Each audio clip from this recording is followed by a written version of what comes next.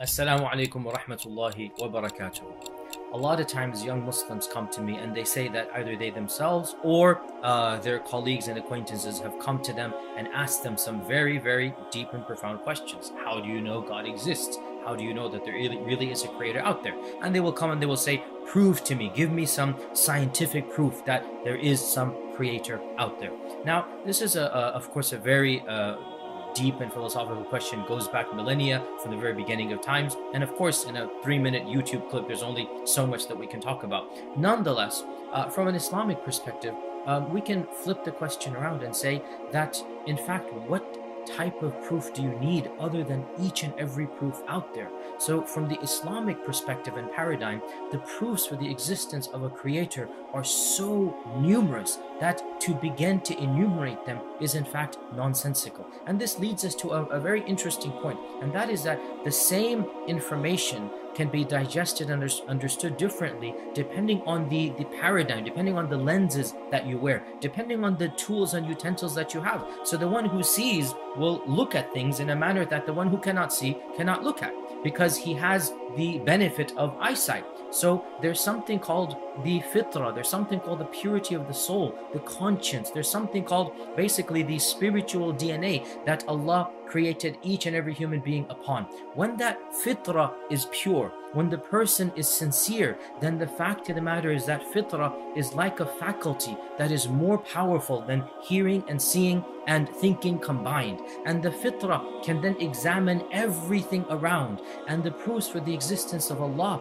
are the very fact that we exist and the creation exists. The famous Western philosopher said, I think, therefore I am. We as Muslims, this is of course Descartes speaking, cogito ergo sum. We as Muslims can modify that and say, I think, therefore God is. The very fact that we exist and the creation exists is enough of an indication that there is someone who created and designed this. Now, this argument is called the teleological argument, is called the watchmaker's argument. It is a standard argument of philosophy. It is also dismissed by modern philosophers in a very dismissive and contemptuous way. But the fact of the matter is, we are ingrained to know that every single effect must have had a cause that caused it. This is the way we work our lives. Everything around our lives centers around the fact that we understand the causal relationships between things that take place around us. And to suggest that everything around us simply came to be without any predetermination, without any knowledgeable, powerful entity that was able to create it, is so ludicrous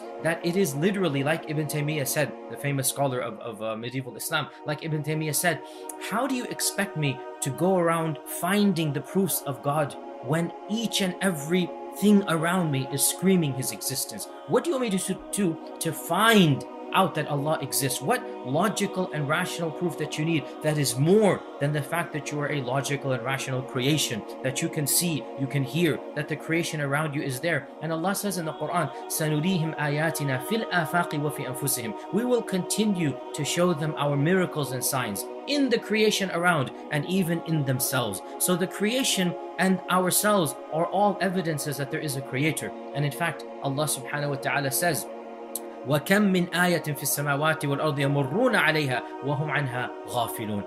How many are the miracles and signs? They keep on passing by them and they do not pay heed to them. They do not acknowledge those signs. So Allah is saying the signs are there, but your perception to recognize them has been blinded by your own arrogance. Therefore, a rejection of Allah subhanahu wa ta'ala does not come from a logical and rational argument. It comes from an emotional problem, and that is the problem of arrogance. In fact, the fact of the matter is, flip the question around and ask a person who denies the existence of a creator, what will possibly convince you that there is a creator out there? What more evidence do you need? And whatever they say, the fact of the matter is that itself would not live up to their expectations. If they were to say, I want God himself to speak to me, and there are people that have said this in the Quran itself, they said, why doesn't God speak to us?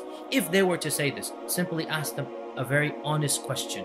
If you genuinely heard a voice and a noise came out and said, I am God, believe in me, would you, O atheist, actually believe in a higher entity? Or would you simply say, well, I must be delusional, I must be hearing voices. And this is exactly what the Quran says. That Allah says in the Quran, these people that are asking for miracles, وَلَوْ فَتَحْنَا عَلَيْهِمْ بَابًا مِنَ السَّمَاءِ فَظَلُّوا فِيهِ يَعْرُجُونَ. If we were to open up a door from the heavens and they would rise in front of us and they could see the heavens, what would they say? لَقَالُوا إِنَّمَا سُكِّرَتْ أَبْصَارُنَا بَلْ نَحْنُ قَوْمٌ مَسْحُورُونَ. They would say that our eyes have been bedazzled by witchery and sorcery and magic. Rather, you have cast a spell over us. In other words, any evidence that they think they want, if they were to have been presented with it, they would reject that evidence. In the end of the day, the evidence is everywhere. It's the internal perception. Do you recognize that the beauty around you, that the creation around you, that life itself